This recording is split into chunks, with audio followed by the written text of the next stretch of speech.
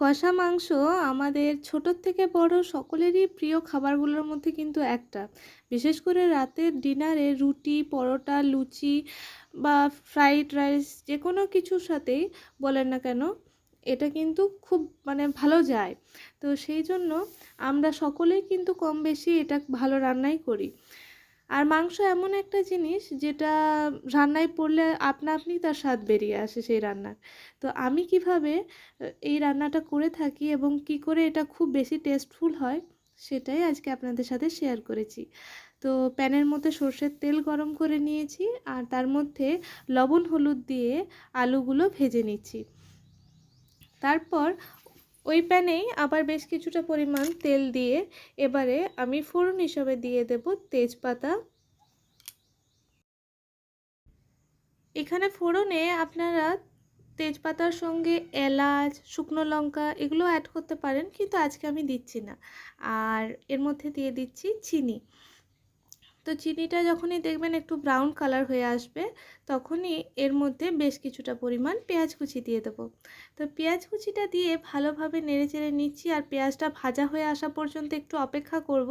তো ততক্ষণ বরং একটা কথা আপনাদেরকে মনে করিয়ে দিই যে ভিডিওটি ভালো লেগে থাকলে লাইক, কমেন্ট এবং শেয়ার করতে ভুলবেন না।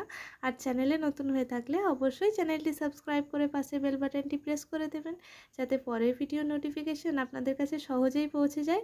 তো এই যে ভালোভাবে ভেজে নিয়েছি আর দিয়ে দিচ্ছি টমেটো কুচি, কাঁচা লঙ্কা। তো এই দিয়ে ভালোভাবে আমি নেড়েচেড়ে নেব।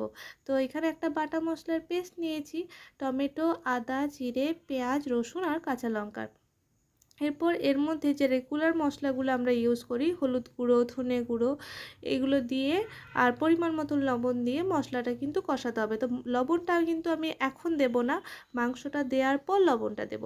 তো মশলাটা একটু ঢাকা দিয়ে দিয়েছিলাম, তো দেখলাম বেশ ভালো তেল ছেড়ে এসেছে। এই যে তারপরে মাংসটা ওর মধ্যে অ্যাড করে দিয়েছি।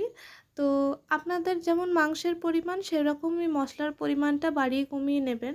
আর এই যে মাংসটা দিয়ে ভালোভাবে নেড়েচেড়ে এর মধ্যে আমি কাশ্মীরি লঙ্কা আর লবণটা অ্যাড করেছিলাম, তো সেই অংশটুকু না স্কিপ হয়ে গেছে। তো প্লিজ কিছু মাইন্ড করবেন না। তো এই যে তারপর ভালোভাবে মাংসটা দিয়ে কষিয়ে নিয়ে আমি আলুটাও এর মধ্যে দিয়ে দিচ্ছি। আলুটা যেহেতু আগের থেকে ভেজে রেখেছি সেই জন্য একটু পরে দিলাম। তো এই যে ভালোভাবে কষিয়ে নেব ঢাকা দিয়ে দিয়ে, আর একদম কিন্তু এখন জল দেব না, কারণ মাংসটার থেকে যে জলটা বেরোবে সেটাতেই কিন্তু স্টিমে এটা সেদ্ধ হয়ে যাবে। তো এই যে তার মাঝে আবার কষা মাংস টেস্ট করার তাদের মন হয়েছে, তো তাদেরকেও তুলে দিলাম কিছুটা। তো এই যে ঢাকা দিয়ে দিচ্ছি আর একবার করে ঢাকাটা খুলে খুলে দেখছি যে অল্প পরিমাণ জল এবার আমি এর মধ্যে অ্যাড করেছি। তো এই জলেই এবারে এটা সেদ্ধ হয়ে যাবে এবং জলটা কিন্তু একদম শুকনো করে নিতে হবে। কষা মাংস তো আমি একদম কমই জল দিয়েছি এবং জলটা যতক্ষণ না শুকিয়ে আসে ততক্ষণ পর্যন্ত কিন্তু এটা হাই হিটে এটা রান্না করে নিতে হবে। এবারে এর মধ্যে ধনেপাতা কুচি দিয়ে দিয়েছি। ধনেপাতাটা আপনারা সার্ভিংয়ের সময় দিতে পারেন, কিন্তু আমি ধনেপাতাটা কিন্তু একেবারে রান্নার সময়তেই দিই, রান্নার শেষ পর্যায়ে দিই, তাহলে এর যে ফ্লেভারটা সেটা কিন্তু রান্নায় পুরো মাত্রায় বজায় থাকে। তো ভালোভাবে নেড়েচেড়ে এটা দেখলাম যে মাংসটা সেদ্ধ হয়েছে নাকি। হ্যাঁ, মাংসটা ভালোভাবে সেদ্ধ হয়ে গেছে। তো চলুন এটাকে নামিয়ে ফেলি আর এটা ফাইনাল লুকটা আপনাদের সাথে শেয়ার করি।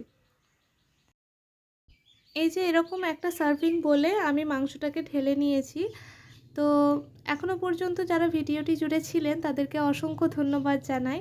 আর ভিডিওটি কেমন লাগলো অবশ্যই কিন্তু কমেন্টে জানাতে ভুলবেন না। নতুন হয়ে থাকলে সাবস্ক্রাইব করবেন। আপনাদের সঙ্গে দেখা হচ্ছে আবার নেক্সট ভিডিওতে। সকলে ভালো থাকুন, সুস্থ থাকুন।